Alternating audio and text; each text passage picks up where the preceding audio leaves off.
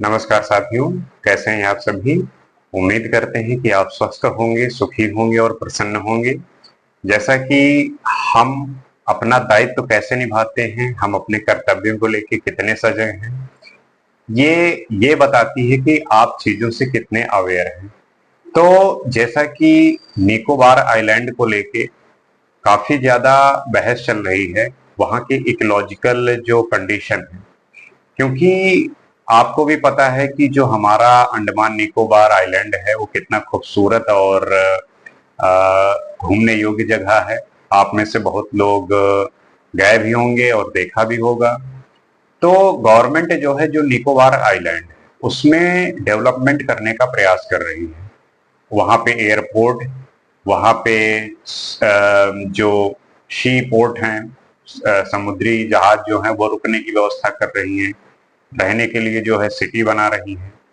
तो इस बात को लेके काफी जो लोग हैं वो ये कह रहे हैं कि इससे जो है एक लॉजिकल वहां पे असर पड़ेगा, क्योंकि वहां पे जब ऐसा डेवलपमेंट होगा तो वहाँ जो वहाँ की बायोडायवर्सिटी है, वहाँ के जो ट्राइबल्स हैं, वहाँ की जो पेड़ हैं या समुद्री जो भी ऐसी चीजें हैं जो वहाँ नेचुरली ग्रोथ होती है, उसमें असर पड़ेगा। तो गवर्नमेंट जो इसके लिए काम कर रही है वो काफी बड़े अमाउंट पे जो है और काफी बड़ा जो है इन्वेस्टमेंट है। लगभग 72,000 करोड़ का इन्वेस्टमेंट है। तो गवर्नमेंट कह रहे हैं कि हम इस बात का ध्यान रखेंगे और सस्टेनेबल डेवलपमेंट ग्रोथ के जरिए हम काम करेंगे, ताकि वहाँ का जो इकोलॉजिकल सिस्टम है वो भी डिस्टर्ब ना हो और हम ये चीजें कर सकें। क्योंकि आपको भी पता है कि आज के समय में हर देश अपने आप को एक तरीके से जो वहाँ के आइलैंड है उनको डेवलपमेंट में डाल रहा है, ताकि उससे फॉरेन डायरेक्ट इन्वेस्टमेंट जो है बढ़ सके। वहाँ पे उस देश की जो इकोनॉमी है उसमें बूस्ट हो, ताकि लोगों को इस तरीके से फायदा मिले जो उनको, उनकी कंट्री को डेवलपमेंट में फायदा कर सके। तो अब इसमें ये कहा जाता है कि जो वहाँ के शेड्यूल्ड ट्राइब्स लोग हैं उन पे इसका बहुत ज्यादा असर पड़ेगा, जो वहाँ पे नेचुरली रह रहे हैं। पेड़ कटेंगे, जंगल कटेंगे, तो इससे जो है उन लोगों को काफी ज्यादा नुकसान होगा।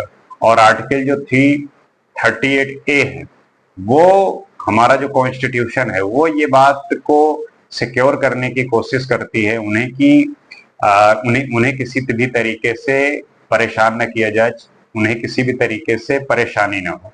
तो गवर्नमेंट कहती है कि हम उनसे बात करेंगे और बात करके ही उनके अकॉर्डिंग चीजें हम करेंगे। जहां पे जरूरत होगी कंपनसेट करेंगे, उन्हें मुआवजा दिलाएंगे और उनको हर तरीके से वो सब कुछ प्रोवाइड कराएंगे जो उनके लिए अनुकूल हो।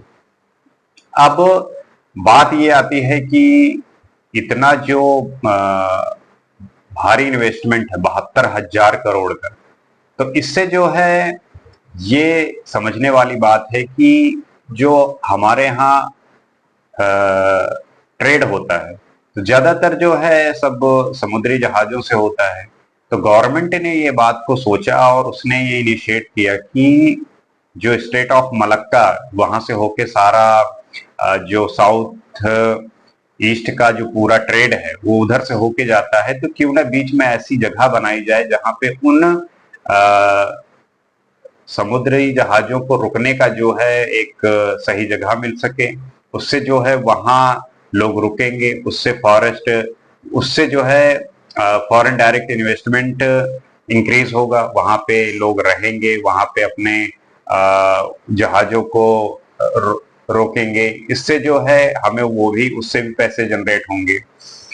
तो ये एक अच्छा इनिशिएटिव है। हर कोई कंट्री, और हमें चाइना को भी काउंटर करना है, क्योंकि हमारा इनिशिएटिव सिर्फ यही नहीं है कि हम सिर्फ ऐसे इन्वेस्टमेंट को लेके ध्यान दें जो सिर्फ, चाहे वो शेयर से हो या किसी इंपोर्ट एक्सपोर्ट से हो। हमें अपने जो एरियाज हैं, आइलैंड हैं, उन्हें भी इस तरीके से डेवलपमेंट करना है, ताकि हम किसी भी कंट्री को लेके, किसी भी देश को लेके ये प्रूव कर सकें कि हम उसी तरीके से एक्टिव हैं कि अपनी सॉवरेनिटी को लेके, अपनी जो ग्रोथ के लेके हम बहुत सजग और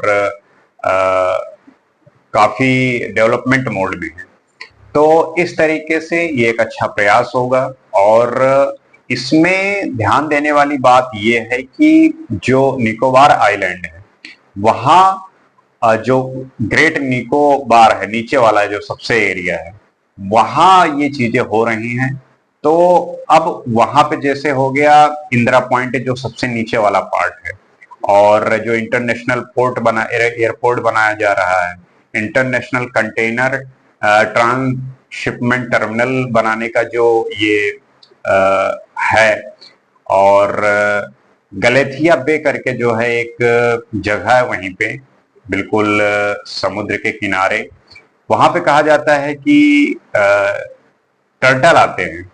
अब वो जो टर्टल हैं, लेदरबैक सी टर्टल, वहां पे आके वो नेस्टिंग करते हैं। तो इससे जो है इसका खतरा रहेगा, क्योंकि जब वो सारी चीजें बन जाएंगी तो उनके लिए एक तरीके से सही नहीं होगा, उनके लिए ये चीजें खराब हो सकती हैं।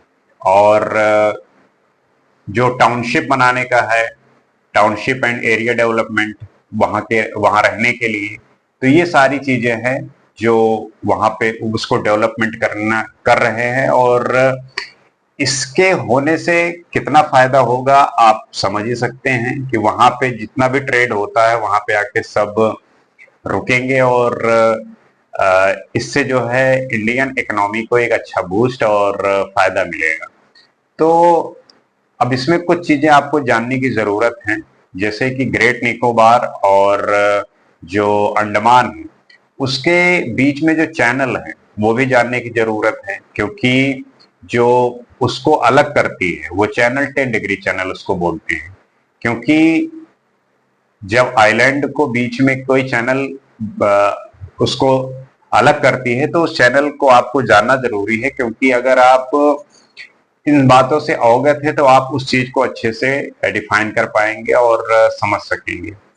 तो वहां की जो डाइवर्सिटी है, वहां का जो नेचर है, वो बहुत साफ सुथरा है, बहुत स्वच्छ है, इसीलिए लोग वहां पे घूमने जाते हैं।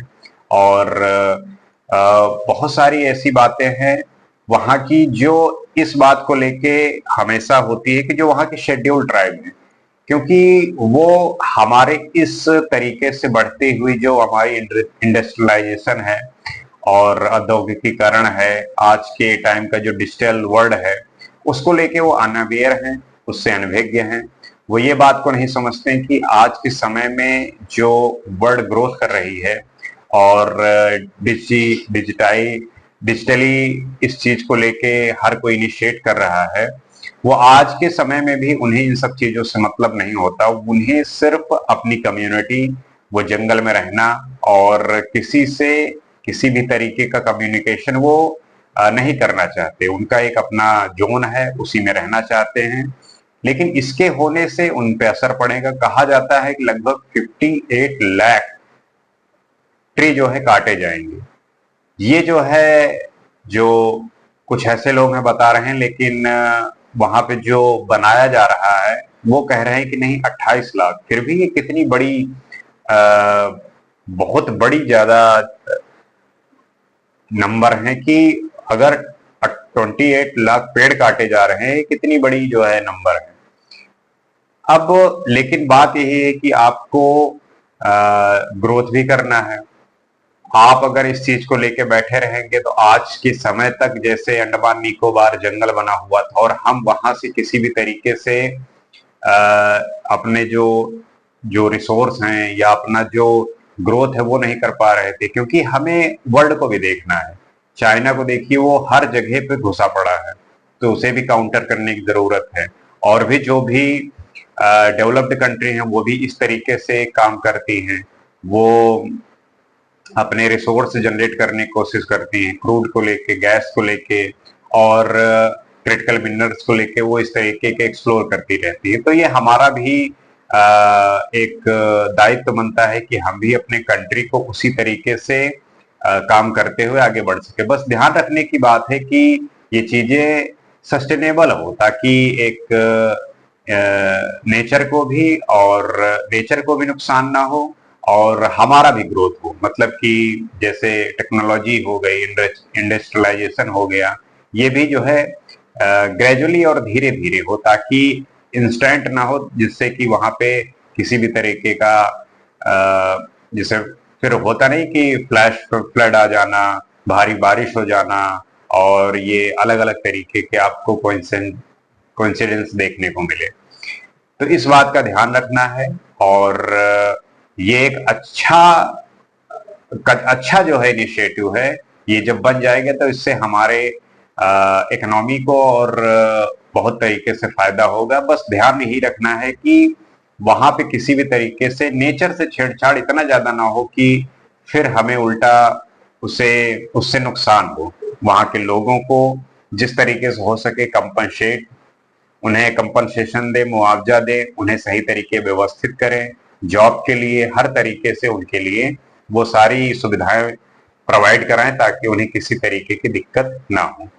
तो उम्मीद करते हैं कि ये जो निकोबार आइलैंड में ये प्रोजेक्ट है, इससे जो है आप अपने देश के उन्नति में, इस देश की जो स्कीम है, ये देश जो अपने आप को समृद्ध और मजबूत बनाने का प्रयास कर रहा है, इससे आप अवगत हुए होंगे, इसको आप समझे होंगे। तो उम्मीद करते हैं कि इसी तरीके से किसी और विषय पे हम कुछ और बात करेंगे। आज के लिए इतना ही। नमस्कार।